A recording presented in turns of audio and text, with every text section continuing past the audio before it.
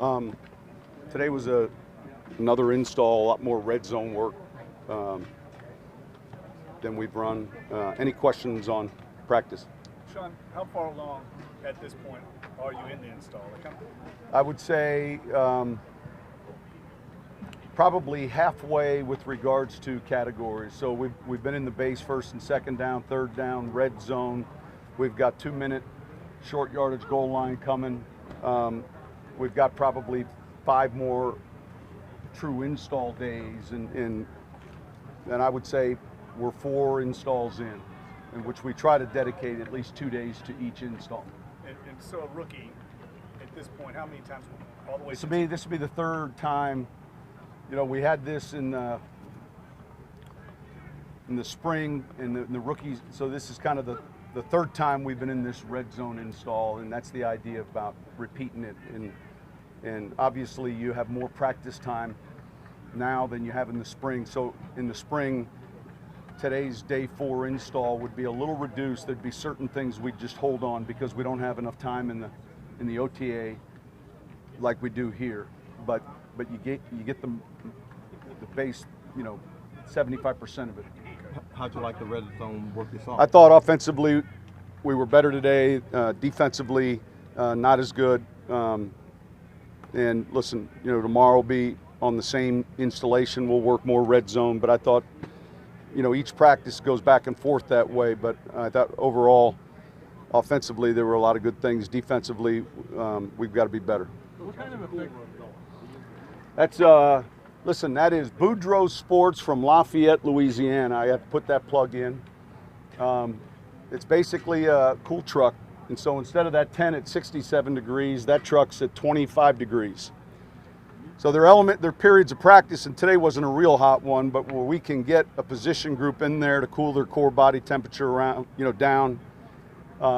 By far, that's the most efficient unit I've seen. So listen, it just got it. How do you arrive at 25 degrees? No, that's the temperature if you're an Atlantic salmon. It's just what it is. I mean, so as bodies go in there, it goes to 28, but it's almost 3 times more cold than a 10. Is that your idea, or did they approach you about No, Bo look, LSU and Alabama and South Carolina, there are a few of these colleges that are using it, and so Bo had some pictures of it, and our guys right down the road here, it came on just like you'd expect, an 18-wheeler, dropped it off, and it's fitted inside a little bit with a flooring and seats, but it's really a good idea. I heard one former player describe it as a glorified meat locker. I mean, look, we're just trying to get it cold, and when you have a short amount of time, even post-practice, it's good for these guys to get in there. And when the temperatures get hot, you can't cool them down enough. And so I think coming out of there, you feel a little bit more refreshed, and you're not just getting through practice. That's the idea of it. So you've only had a couple of days. Well, I think it's one element of recovery. We're learning, and we understand that, hey, we got to be mindful of, how long you're out here. You want to have an effective practice. You want to not just be running plays, and then you also have an answer if someone is going through, a second level heat illness or, God forbid, something more serious. But the first thing we want to be able to do is cool the core temperatures down. We've always taken a lot of breaks, so we've handled the heat well. We've had to. But if you went back to Millsaps even, we had a cool tent. This is just much colder. Sean, you've only had a couple of days exposure to Brandon Tate, but how has he looked, I guess, as a returner so far? I think, listen, that's the first vision. He's experienced, and so his skill set in regards to balance and getting under the ball, all of those things he does pretty well. You see any improvement in that today? What's that? Punt return. Well, look, it's hard to measure in practice. You get to really see the improvement when you start scrimmaging or playing preseason games. John, when you have a player like Josh Huff competing for a roster spot, and you know he's going to be suspended at the beginning of the season, does that work against him, or does he have to show a little more to keep him, or what? Yeah, if that were the case, though, all of that gets factored in, you know. And you got to pay attention to how you're starting the season and you know who you're starting it with. What effect do you think the new helmet rule is going to have on the game this year? Well, I think, look, the officials are here. We'll go through the rule in a meeting tonight. Being part of the competition committee, I feel like I've got a good handle on what we're saying. I don't think you're going to see 40 players kicked out during the course of the season. I think you're going to see 6 or 7, you know, and you could point to those 6 or 7 plays a year ago. We identified these plays, you know, we have to remove from the game, and we have to make it safer. And so it's really, you know, avoiding that head down position. And we've talked about it. We've showed examples of it. Tonight we'll spend a lot of time on it. And I think very quickly the players will see how the game's being called. And I don't think it's going to be all the way over here like some of the media portrayed, where it's just chaos. I mean, it's crazy. These guys will adjust. Clarifying that to the players, Coach? Huh? Are the officials clarifying that to the players? Yeah, each visit they're here for 3 days. We'll have a video we'll watch and go through it all. What kind of different dynamic does that bring with the officials? I think it's always important. You know, they can come out here in an environment where they can communicate. They'll throw a flag, talk to the player why, what they're looking for. I like having them here. I think it's good for them as well. When you talk to them, they feel like, you know, these guys are all working a crew in the regular season. We'll have them at Jacksonville.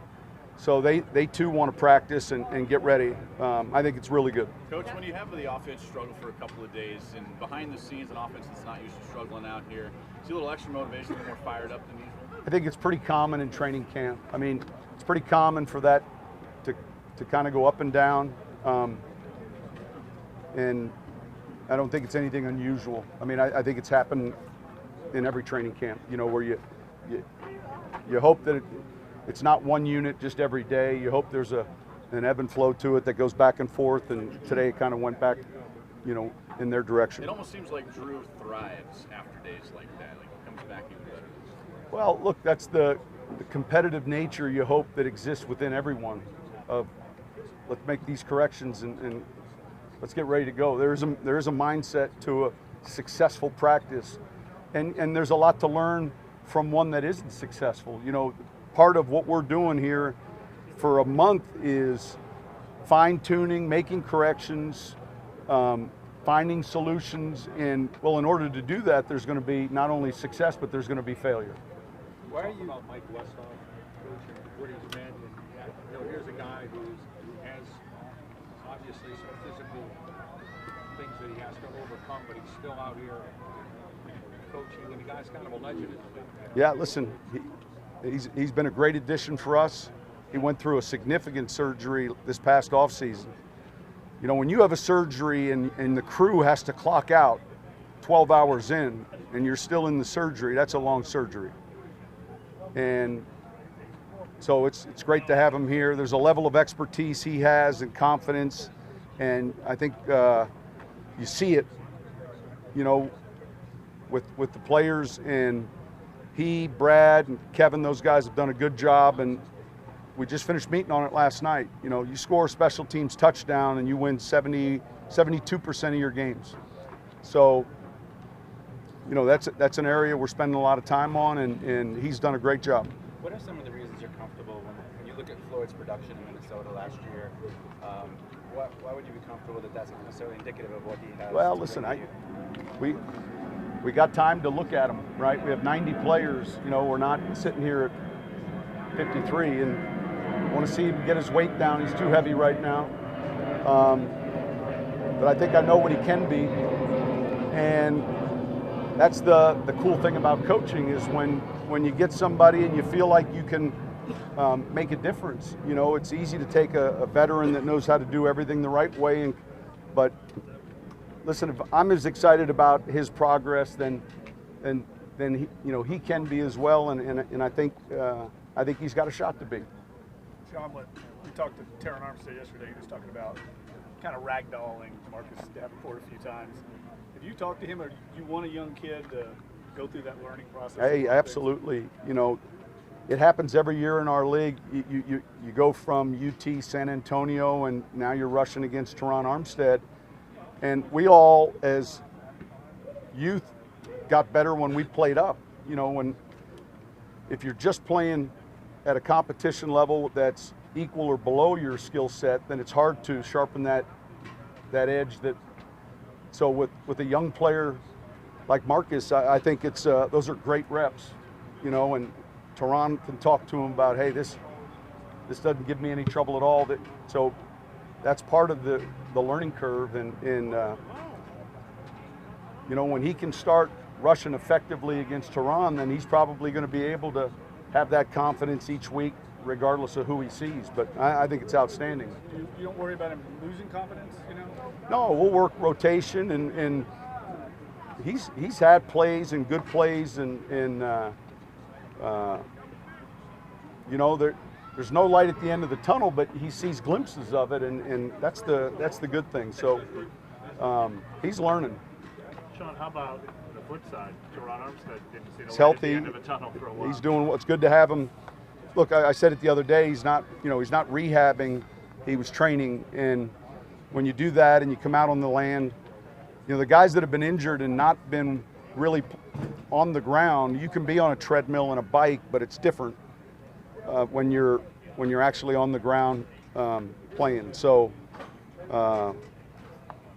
it's good to have him, and shoot, he's not only an important player for us, but also an important leader. Are you seeing things on film where you're like, maybe even haven't seen him looking like that in a year or two? Or He's always been a really good foot athlete, and he's playing well. Sean, some of those read plays, is that just about getting the defense to look against that? Or? No, look, we want to be able to have different plays. If Taysom's in the game, we're not going to run every same play that Drew is in the game in the same way with Tom. And so, you know, it's good for our defense to see, but it's also something we're looking at. All right, thank you. Hey, Mac. Mac.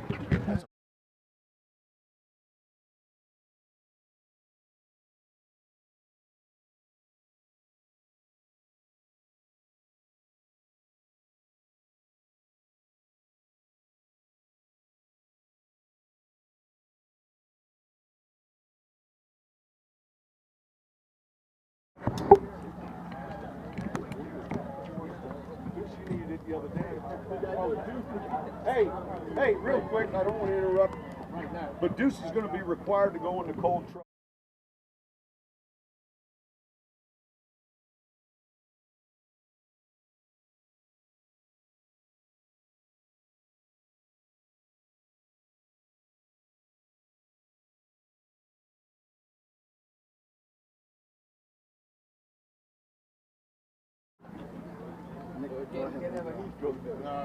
So just, how's it been just kind of settling in the first couple of days? It's been good. You know, I've never been in New Orleans besides, you know, playing against them. But I mean, I think the first experience of being outside is a lot different than where I've ever been. So today was a pretty good day for me. Did you have many options to consider or opportunities before this, or this was the first real serious opportunity you had this offseason? I had a lot of different offers, but I think this is the best place to be. I think there's a lot of things that come into play when you're choosing to be on a team. You know, I know a couple of guys I played with in college and in several different teams, you know, throughout my years playing. And also, you know, having a Hall of Fame quarterback, you know, throwing you the ball, I think that makes a big difference. So you passed up contract offers, or just even opportunities to work out places? Just opportunities to work out places. And where do you feel like you're at in your career? I mean, do you feel like you need to have a bounce back and show teams league-wide what you still have to offer? I think I still have a lot to offer. You know, I'm only 28. I don't think I'm too old. So, you know, I think, you know, just going out here performing and just doing what I've been doing, you know, all my life. What would you say were the factors that attributed to the production you had in Minnesota last year, and why you're confident that it can be so much better for you going forward? I think you're starting fresh at a new place. And I think there's just a lot of positivity around here. When they brought me in to work out, it was a nice greet, when I got here, and, I worked out, and from then on, it was just good chemistry amongst, the teammates and coaches. What's it like when you've been a 1,000-yard receiver to go through a season like last season, where you can't play early on, and then you never really seem to get an essential role there? And how did you handle that emotionally, and what kind of resolve did it give you going forward? It's tough, but nobody really cares, how tough it is for you. You just gotta bounce back, and that's what I plan on doing. Going out here, learning this playbook, get the timing right with every quarterback that's out there playing with me, and give yourself a chance. Speaking of the playbook, is that rough, having to learn 2 or 3 different playbooks in like 3 years? It is tough, but a lot of them, are kind of the same. But some of the wording is different also. There's not too many words that are the same from where I've been from here, so it's kind of brand new to me. And I think with the guys in the room, they help me out tremendously. So that's always good. Is their verbiage a little bit longer than some of the other places you've been, their play calls?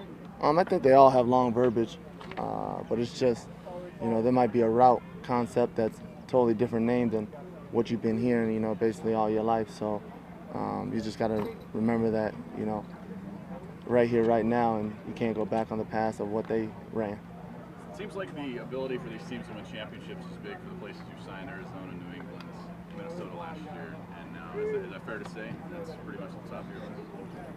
Yeah, that is, but I think it all comes down to players and coaches. And I chose Minnesota last year just because I knew a whole bunch of guys on the team, and I knew what they're about, and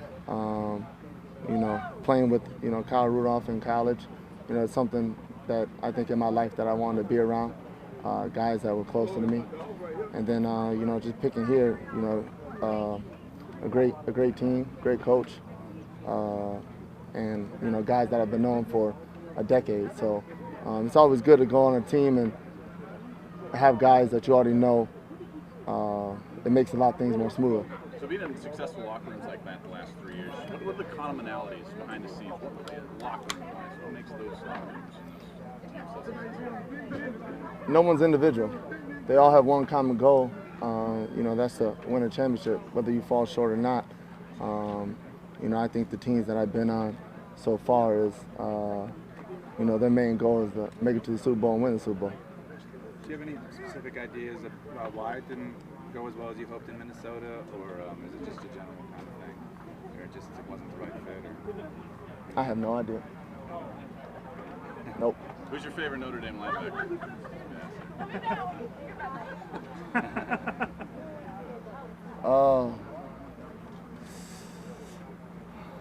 I don't know. I forget his name. He's in the back of my head, but I can't think of it right now. From Hawaii or something. Yeah, there you go. There you go. Thanks, Mike. Thank you. My mic muscles.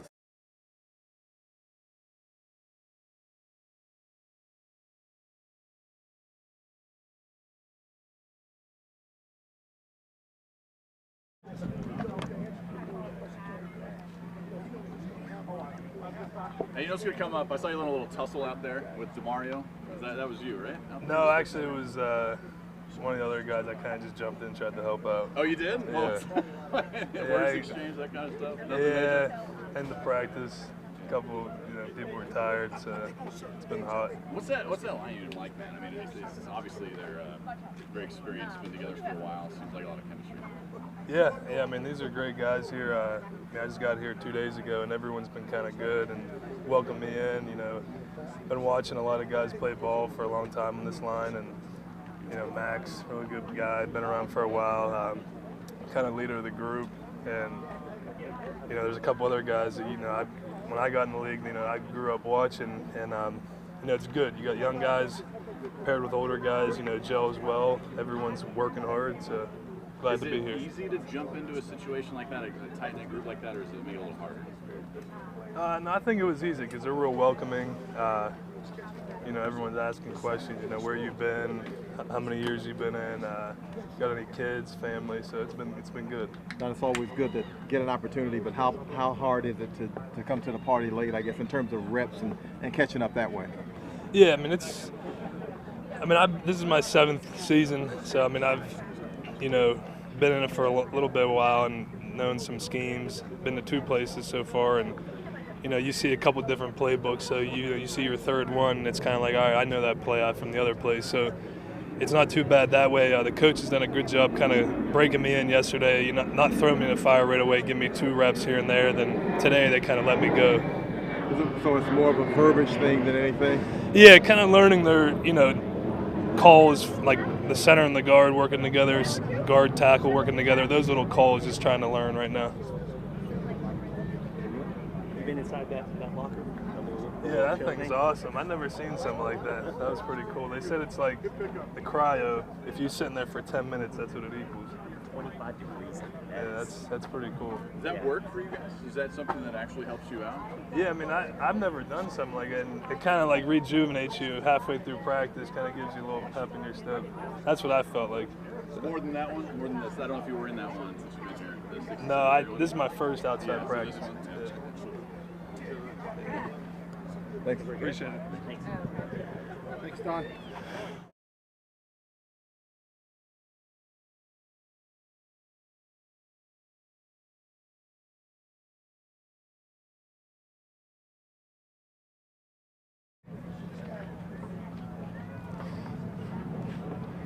Not everybody at once. Waiting on the cameras. I don't need it. Michael, how good is it to get back into the swing of it? It's great. You know, sitting out at any time is hard, but it's what was best for me. Working with the trainers and getting my situation right, but all that's in the past and ready to move forward, and excited to be out here. Did you feel like you have to play catch up a little bit, even though you've been out here watching? Whenever you don't get any live reps, of course there's some catch-up time, but thankfully I've been in it enough where I think I've caught up pretty quick. So, like I said, it's just good to be back out there. Did you time it just right, an indoor practice, and then the weather breaks for you? You know, guys were all laughing at me, but they weren't mad at me, that's for sure. So, yeah, that was nice with the heat that they've been having to practice in. So that was a nice little break, but wasn't any different. A nice little breeze. Wasn't too bad out here today. Opening on pup, was that just the last bit of recovery from last year? Yes. Just wanted to double and triple check some things, and the training staff and doctors here have been great. You know, really looking into what was going on, and we felt that it was good for me to come out this time, and I feel good. How difficult was the rehab and everything? You know, anytime you're working with that area of the body, you know, pretty important. You can't, you know, go out and get a new neck, or you can have surgery and all that, but for the most part you only get one of them. So we wanted to make sure that everything was checked out and cleared me to play. You see a banner of that like that. I guess does that add any kind of motivation, just looking at that, going, all right, that's our focus for the season? Do you kind of buy into Yeah, absolutely. You know, it's something, you know, nice to look at, but the end-all be-all goal is the same every year. There's steps and things that we got to do to take care of that business and get to that point. And right now we'll just take it a day at a time, but for the big picture, that's a good reminder for us. Do you think the blocking tight end position is becoming a lost art at all? Hopefully not. I'd be out of a job then. But no, it's something I love. I've embraced. Knowing your role is a big part of this team. So whatever I can do to help us win is the main focus. But back to your question, there's not many of us. But for the teams that do use us, you know, it's good for us. Like I said, it keeps us in business. Do you think there's a reason you and Josh are so good in that role? You embrace it. Not many guys want to do it. You know, the big money comes from the catches and the touchdowns and the yards. But there's only a select few that are willing to do it, and we've got a good group of all our guys that are willing to put our head in there. Might come from our position coach, but you know, like I said, we embrace it and we go with it. I know a lot of people say like the O-line is often the unsung hero, but I mean, how much pride do you two take in what the running game was able to do last year? Yeah, well, whenever somebody asks us about the tight end position, so you got to be able to run like a receiver, catch like a receiver, and block like an O-lineman. You know, we have a dual role, whether it's pass blocking, run blocking, catching the ball. So the more you can embrace it and move on to the next play and know the situation and what you're going to be asked to do, the better you're going to be out there and the more games we're going to win. Thanks, Mike. All right. Thanks, guys. Good to see you guys.